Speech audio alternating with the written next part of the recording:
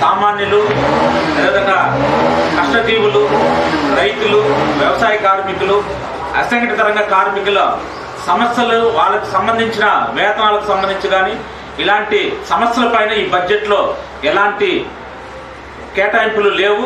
అందువల్ల వామపక్షాలుగా దేశవ్యాప్తంగా వారం రోజుల పాటు సిపిఎం, సిపిఐ, ఇతర వామపక్ష పార్టీలని దేశవ్యాప్తంగా కేంద్రంలో ప్రజా వ్యతిరేక బడ్జెట్కు వ్యతిరేకంగా దేశవ్యాప్తంగా ప్రచార కార్యక్రమాన్ని నిర్వహిస్తున్నాం.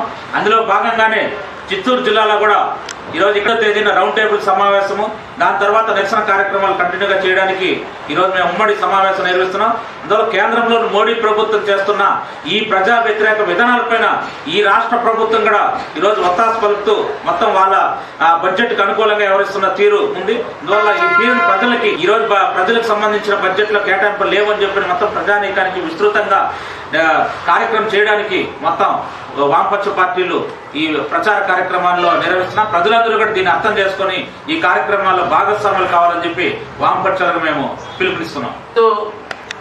ఉభయ కమ్యూనిస్ట్ పార్టీలు సిపిఐ, సిపిఎం పార్టీల యొక్క ముఖ్యులు ఈరోజు చర్చించుకున్నటువంటి ముఖ్య అంశం మన పార్లమెంట్లో మోదీ ప్రభుత్వం ప్రవేశపెట్టినటువంటి బడ్జెట్ తీరును చూస్తే కార్పొరేట్ శక్తులకు ఉపయోగపడేది తప్ప మధ్యతరగతి ప్రజలకు ఉపయోగపడేది కాదనేది కూడా ఈ సందర్భంగా ఉభయ కమ్యూనిస్ట్ పార్టీలు చెప్పదలుచుకున్నాం. దానికోసం ప్రజల్లోకి తీసుకెళ్లాల. మోడీ ప్రభుత్వం చేస్తున్నటువంటి విధానాలు ప్రజా వ్యతిరేక, కార్మిక వ్యతిరేక, రైతు వ్యతిరేక విధానాలని ప్రజల్లో ఎండగట్టాలంటే ప్రజల్లోకి తీసుకెళ్లాలి. మోడీ ప్రభుత్వం అనుసరిస్తున్నటువంటి ఈ బడ్జెట్ విధానాలని ఈరోజు అసంఘటిత కార్మికులు ఈ దేశ ప్రజల్లో సగం మంది ఉన్నారు. సుమారు 48 కోట్ల మంది అసంఘటిత కార్మికులు ఉన్నారు.